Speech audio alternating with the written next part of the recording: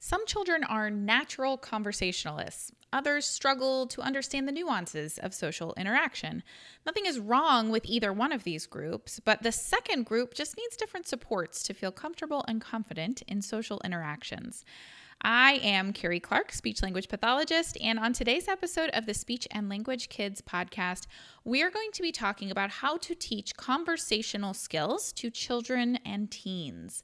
So this is January 2026, and we are doing a whole focus on neurodivergent children and teenagers and all of the things that they need to thrive.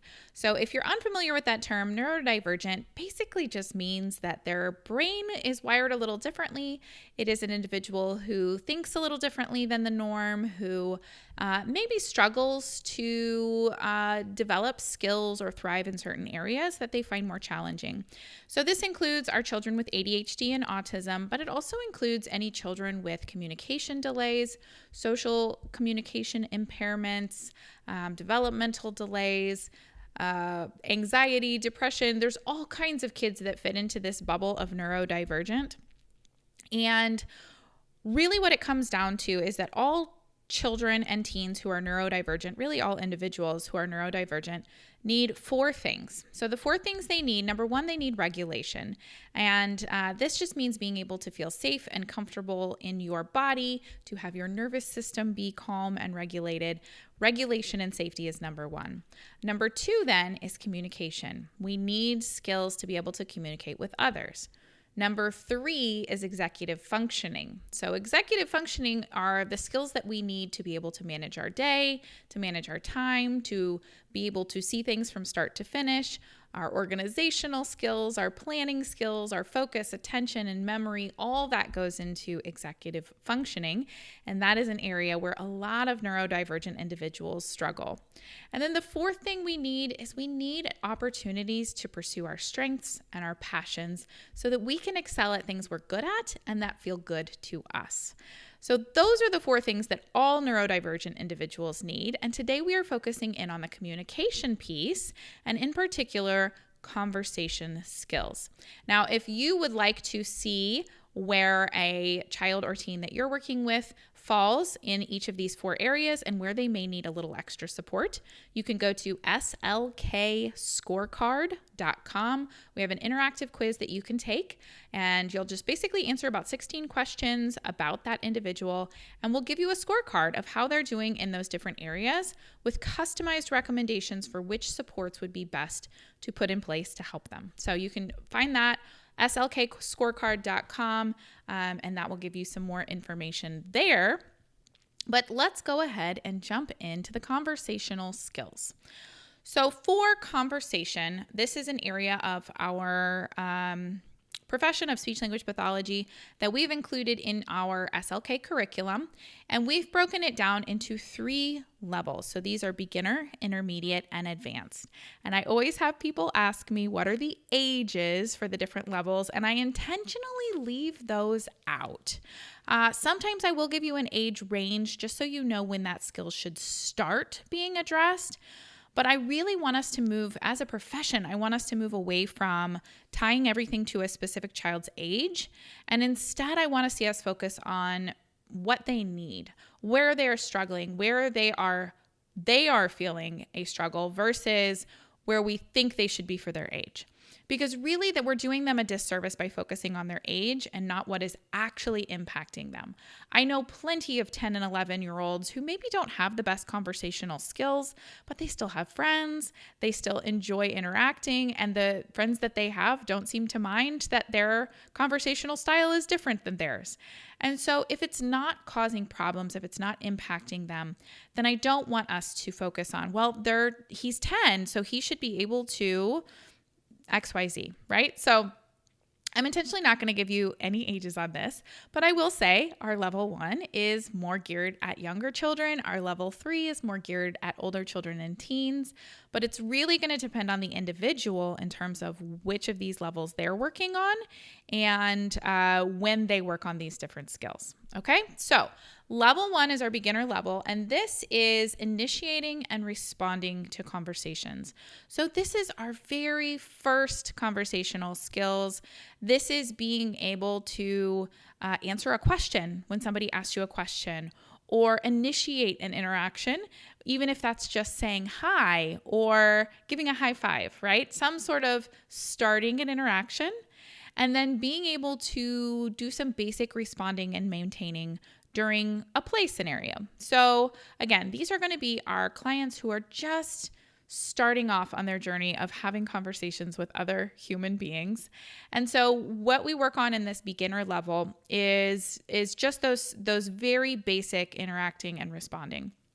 So I like to use a lot of social stories at this age where we can make a little book and we can say, hi, my name is so-and-so, and here's the skill that I'm working on. And so we can teach them through these stories where it is all from their perspective. It's all written in positive language. We're telling what they can do, not what they can't. And we're giving them opportunities to learn different ways to initiate and respond. So for my initiation social story, it provides a lot of different ways that they can start a conversation. They can ask a question. They can tell them their name. They can ask the other kid their name. They can give a high five. They can wave hi. And so at this level, it's not about forcing conformity. It's not about trying to make them look like everyone else. It's about saying, here's some options. Which one do you like? And encouraging them to develop their own communication style, but with the idea of, okay, first we have to start the conversation and then we have to say something to participate, right? So that's level 1, is just teaching those very basic initiating and responding. Level 2 then is our intermediate goal, and this is maintaining and managing conversations. So this is, how do we keep that conversation going? How do we provide our turn in a way that makes sense to what came before it, right? So we talk at this point about some topic maintenance, about, if we're talking about pizza and you jump in talking about elephants, people are going to be confused. So we either need to provide information about the topic that's being talked about or transition to the new topic, because maybe everybody doesn't understand that the last time you had pizza, you were at the zoo sitting outside the elephant pen.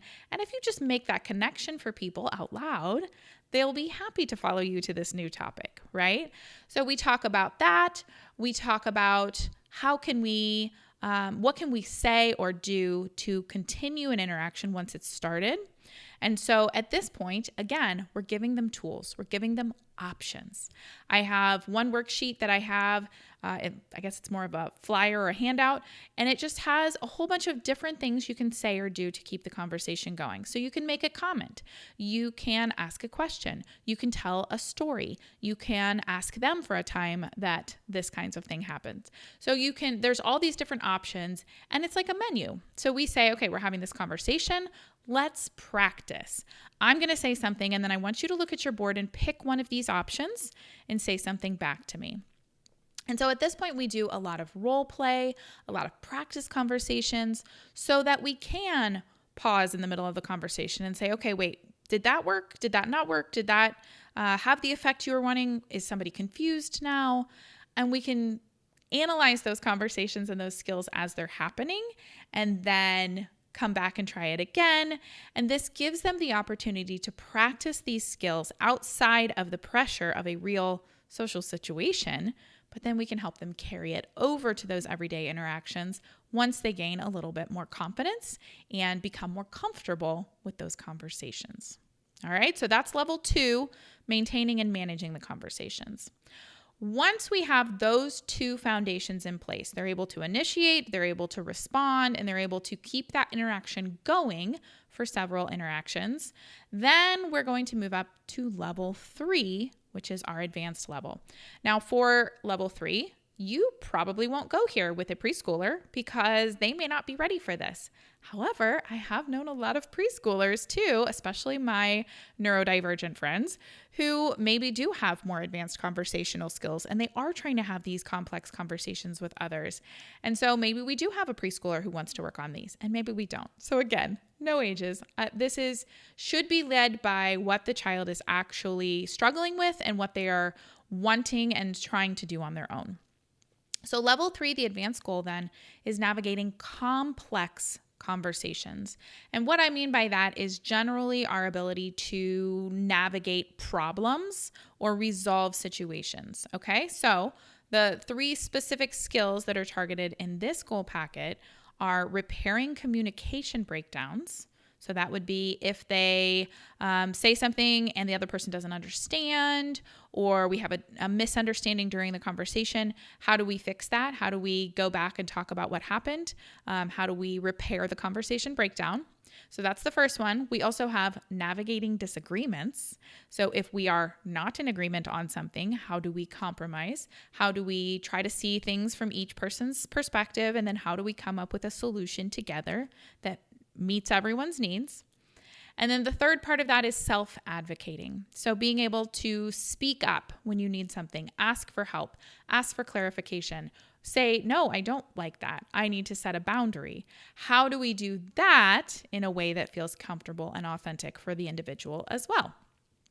So that all goes into level 3 of teaching conversational skills. So we start with that initiating, responding, we work on maintaining it, and then we work on navigating it when it doesn't work out as smoothly and we need to do a little bit of problem solving. Okay, so you can see how we kind of step them through those skills. And so for each individual, you may only do one level. You may start in the middle or at the 3rd level. You may skip the 1st level if they're already there. You may just do the 1st level and not do any of the rest. It's up to the needs of the individual client. But once you've worked on all 3 of those levels, or once they have mastered those 3 levels, they basically have the foundational skills to have conversations. And then after that, it becomes a matter of really fine-tuning specific conversational skills. And that doesn't follow a natural pattern because everyone is so different. So after we get these foundations, then we can say, okay, are there specific conversational skills that this client is struggling with? Maybe they struggle with proximity and not understanding how far away from somebody to be. And so that could be part of the conversational skills that we work on, but it's not its own level because not every child's going to need to work on that. So at this point, one of the best tools we can use is AI or artificial intelligence, specifically generative AI, where we're creating materials. And we talked about this yesterday on this podcast. So if you missed that one, you can head back and listen to that. But the idea here is that we're going to use an AI such as ChatGPT or the AI bots that we have built inside the SLK curriculum. And you're going to generate social scenarios to practice from and to role play. So let's say it's proximity. Well, that's not a great one for AI. That's one you're going to more do with your bodies to show them. But let's say we have a student who is perseverating on a specific topic and other people are showing that they're not interested in talking on that topic anymore. So you could use the AI to generate a social scenario with that very specific skill in mind.